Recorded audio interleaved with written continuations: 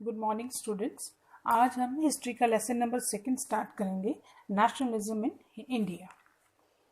अब इस चैप्टर में हम देखेंगे कि किस तरह से नेशनलिज्म या न्यू मूवमेंट्स जो हैं वो इवॉल्व हुई, ठीक है, और किस तरह से फर्स्ट वर्ल्ड वॉर ने जो है हमारे नेशनलिज्म की फीलिंग को स्ट्रॉन्ग किया, ठीक है, और किस तरह से जो नई मूवमेंट स्टार्ट हुई अंडर द इस फ्रीडम को हासिल करने के लिए न्यू मूवमेंट स्टार्ट हुई under the leadership of the Gandhi ji. Different movements हैं जिसमें गांधी जी की लीडरशिप रही।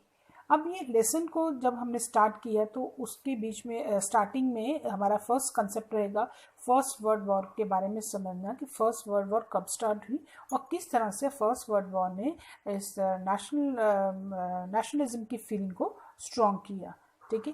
फर्स्ट वर्ल्ड वॉर बच्चों स्टार्ट हुई 1914 टू 1918। अब इस फर्स्ट वर्ल्ड वॉर में हम देखेंगे, ये तो आपको पता है कि फर्स्ट वर्ल्ड वॉर में दो जो है स्ट्रॉन्ग जो थी ग्रुप्स बने हुए थे, एक्सिस, दो पावर्स थी, दो वो थे एक्सिस और एलाइज, ठीक है। अब उसमें ब्रिटिशर्स भी आते थे, ठीक है। अब जो था कि अब ये जो सिचुएशन, जो नई सिचुएशन डेवलप हुई वो किस कारण डेवलप हुई? फर्स्ट वर्ल्ड वॉर के कारण। हम कहेंगे कि हमारी कंट्री में different economic conditions, different political conditions जो हैं वो एक तरह की नई सिचुएशन उभर के सामने आई due to the first world war.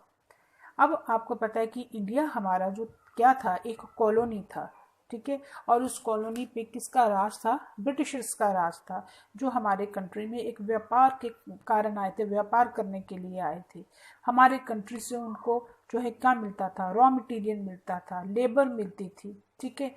उसके अलावा काम करने के लिए उनको लेबर यहाँ से मिलती थी, सस्ते में मिलती थी, और इसके अलावा जो है वो आराम से हमारे जो पीजेंट्स थे, फार्मर्स थे, उनको ऑप्रेस दबा देते थे, आराम से उनको एक्सप्लॉइट किया जाता था और उनसे उसके अलावा उनसे काम करवा के उनसे टैक्सेस लिए जाते थे। तो हम कहेंगे कि फार्मर्स जो हैं उनसे टैक्सेस लिए जाते थे और दूसरी तरफ जो है काम करने वाले उनसे टैक्सेस, जो बड़े बड़े लैंड ओनर्स थे उनको भी रेवेन्यू देना पड़ता था। तो इस तरह से जो है कहेंगे आम लोग जो थे, people were under the hardship हो गए, लोगों को बहुत सारी परेशानियों का सामना करना पड़ता था। तो इस तरह से हम कहेंगे कि फर्स्ट वर्ल्ड वॉर के कारण जो है हमारी इंडिया की जो इकोनॉमिक कंडीशन, पॉलिटिकल कंडीशन जो थी वो अलग ही तरह की बन गई हुई थी। अब जब फर्स्ट वर्ल्ड वॉर में, अब आपको पता है कि जब भी वॉर होती है तो वॉर में एक्सपेंडिचर बढ़ जाता है, क्योंकि गन्स चाहिए होती हैं, आर्मी को पैसा देना होता है, वेपन्स, हथियार खरीदने होते हैं।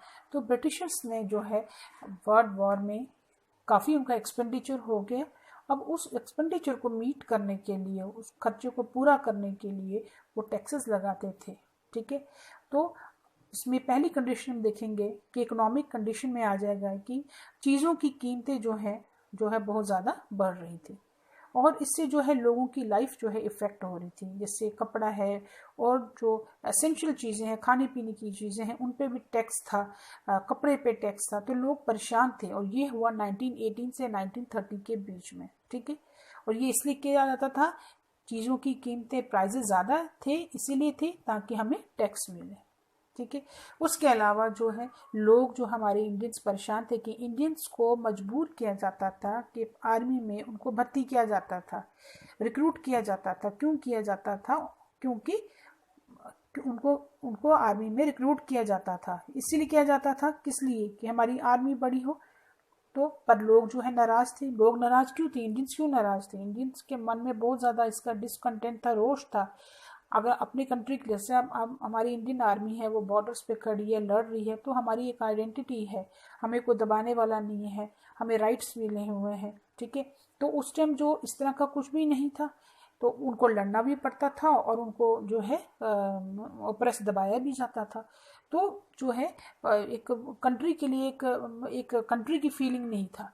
तो आज जो है अगर आर्मी जो लड़ रही है तो वो हम अपने नेशन के लिए लड़ रही है। हमें पता है कि हम इंडियंस हैं, हमने अपने जो है बॉर्डर्स पे हमारी आर्मी खड़ी है, हमारी एक आइडेंटिटी है, हमारा एक नेशन है।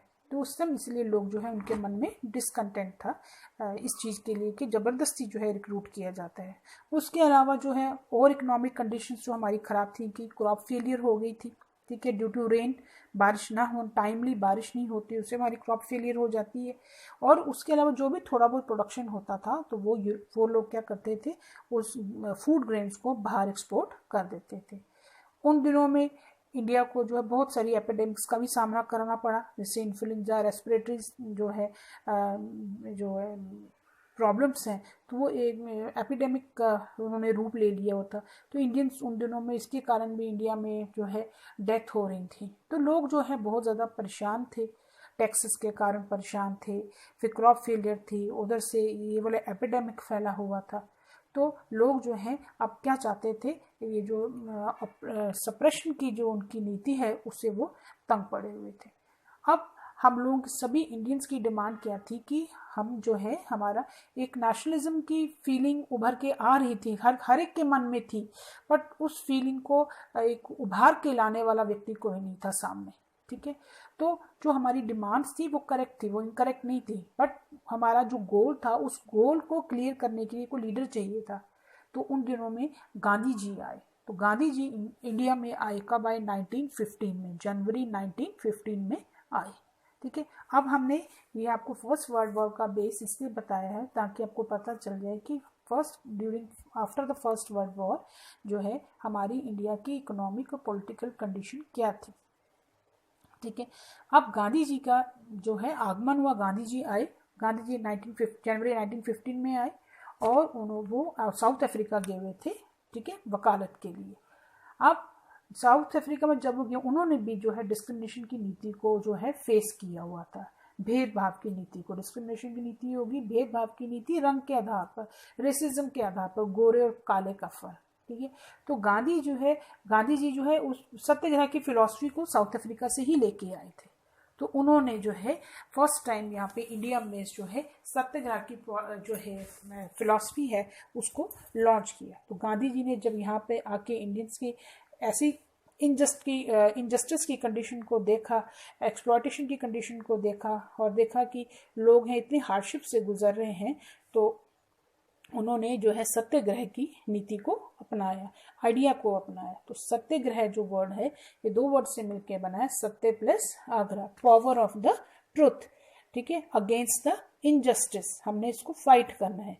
तो गांधी जी का ये कहना था कि oppressor had to be persuaded, जो हमें दबा रहा है वो इतना मजबूर हो जाए सच को देखने के लिए। Oppressor had to be persuaded to see the truth instead of being force to accept the truth, वो मजबूर ना हो सच को अपनाने के लिए, ठीक है, ना हम किसी वॉयलेंस का हम यूज करें, ठीक है। तो ये उनकी नीति थी सत्याग्रह की, ठीक है। अब उन्होंने जब सत्याग्रह की नीति को जो अपनाया, उनके दो वेपन्स थे सत्याग्रह की नीति के, एक ट्रूथ प्लस नॉन वायलेंस। और उन्होंने इस सत्याग्रह को जहाँ एक्सपेरिमेंट किया, वो उन्होंने जब वो इंडिया में आए उन्होंने 3 मूवमेंट्स जो है गांधी जी के साथ जो एसोसिएटेड है, जो उन्होंने इसको एक्सपेरिमेंट किया सत्याग्रह को, वो थी एक चंपारण जो कि बिहार में है, खेड़ा एंड तीसरा आ गया अहमदाबाद भी गुजरात में है, खेड़ा भी गुजरात में है और चंपारण बिहार में है।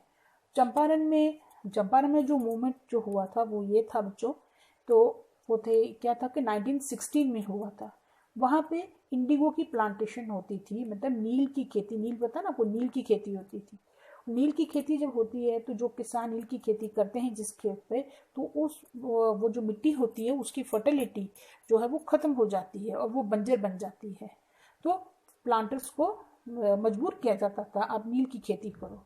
पर क्या हुआ कि थोड़े टाइम के बाद ये जो इंडिगो प्लांटेशन, जो नेचुरल इंडिगो प्लांटेशन थी, वो उसकी जगह आर्टिफिशियल इंडिगो भी आ गया। तो ब्रिटिशर्स ने इन किसानों को मना कर दिया कि आप इंडिगो की प्लांटेशन अब नहीं करोगे, पर उनकी ज़मीन तो क्या होगी, बंजर होगी। अब वो चाहते थे कि हमें कंपनसेशन मिले, ठीक है। तो वो जो है गांधी जी ने उनकी डिमांड को जो है पूरा करवाया, जो है ब्रिटिश गवर्नमेंट के आगे इस आइडिया ऑफ सत्याग्रह को अडॉप्ट करके उनके आगे रखा और उनको थोड़ा बहुत कंपनसेशन, हालांकि पूरा कंपनसेशन नहीं मिला, स्टिल थोड़ा सा कंपनसेशन मिला।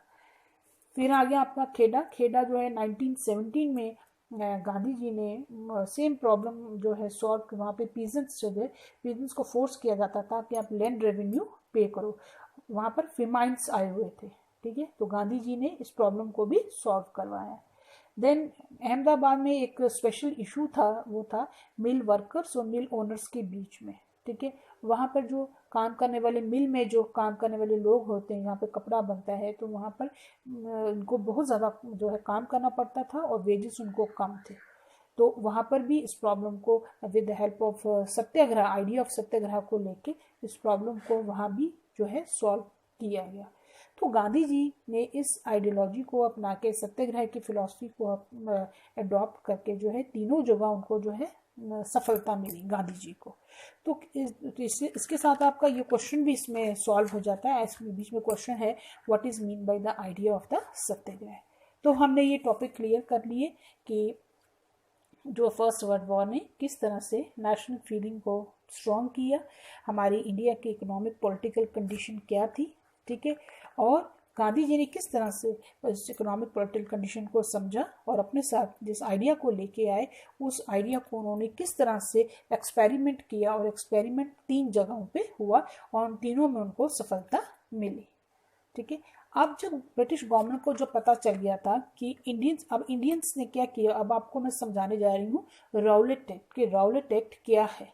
अब हमारे इंडियंस ने जो है फर्स्ट वर्ल्ड वॉर में ब्रिटिशर्स की हेल्प की थी, और उनको पता था कि उनको शायद उनको भी पता था कि गांधी जी उनको एक लीडर के रूप में मिले हैं, और अब जो इंसान अब जो गलत बात करता है उनको पता होता कि हम गलत कर रहे हैं, हम उनको एक्सप्लॉइट कर रहे हैं, पर गांधी जी एक लीडर के रूप में सामने आए, और बीच में से जो ब्रिटिशर्स थे वो भी फ्राइटेंड थे, वो भी डरे हुए थे कि मतलब कुछ ऐसा ये हमारे अगेंस्ट आवाज़ ना उठा दे, ठीक है। और दूसरी तरफ जो इंडियंस थे वो भी चाहते थे कि हमने इनकी हेल्प की है तो शायद ये हमें कुछ राइट्स देंगे, ये हमारे लिए कुछ करेंगे, पर ऐसा कुछ नहीं हुआ। तो लोग जो है नाराज हो गए आफ्टर फर्स्ट वर्ल्ड वॉर, ठीक है।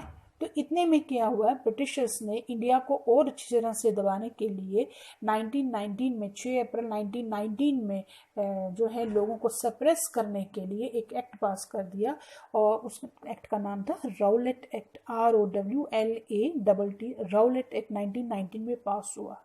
इस एक्ट के अंडर क्या था कि किसी भी व्यक्ति को आप जेल में उठा के डाल सकते हो, और उसकी ट्रायल 2 साल के बाद में होगी।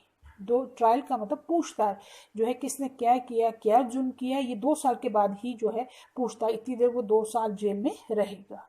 बट ये बहुत ही गलत था, इससे हर इंडियन नाराज था। इवन गांधी जी ने इसका अपोज किया, उन्होंने स्ट्रांगली इसको अपोज किया, हर जगह मीटिंग्स हुई इसके लिए, बड़े बड़े जुलूस निकाले गए, और इस तरह से मतलब कि सभी इंडियंस, किसी मजहब कोई किसी तरह का इसमें नहीं आया, चाहे हिंदू चाहे मुस्लिम चाहे सिख, सबने जो है इस चीज़ को अपोज किया। गांधी जी ने तो इसको जो है एक ब्लैक एक्ट का नाम दिया कि एक इंडिया के ऊपर एक ब्लैक एक्ट है, ये रॉलेट एक्ट नहीं है, एक ब्लैक एक्ट है, ब्लैक एक्ट है। तो उसको हम कहते हैं जो है कि एक राउलेट सत्याग्रह था, एक राउलेट सत्याग्रह का, क्योंकि लोगों ने इसको अपोज किया, गांधी जी ने अपोज किया है उसको, ठीक है। तो गांधी जी ने दूसरी तरफ लोगों को, अब लोगों ने जब देखा किस तरह का एक्ट हो रहा है, तो लोग जो है बहुत ही परेशान थे, पर दूसरी तरफ गांधी जी ने लोगों को मना किया होता कि हमने भी किसी भी चीज़ वायलेंस का बिल्कुल भी यूज़ नहीं करना है, ठीक है। तो ये आपको क्लियर हो गया राउलेट एक्ट क्या है। इसका क्वेश्चन भी है why Indians were outraged by the Rowlatt act. Outrage का मतलब कि इस राउलेट एक्ट से वो क्यों भड़क उठे थे। तो आपको समझ आ गया कि राउलेट एक्ट क्या है। अब हम देखेंगे जलियांवाला बाग मैसेकर क्या था। अब जब लोग जो हैं इस चीज़ से बहुत मतलब बहुत ज़्यादा जो है कहेंगे कि आग बबूला हो गए इस एक्ट को देखते हुए, ठीक है।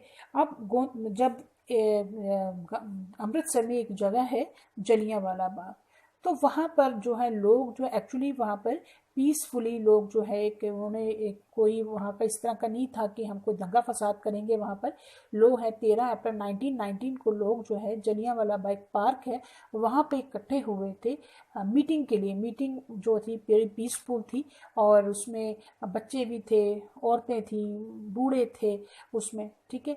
पर जनरल डायर को जैसे ही पता चला कि इसमें लोग जो है इस तरह से इकट्ठे हुए हैं तो जनरल डायर ने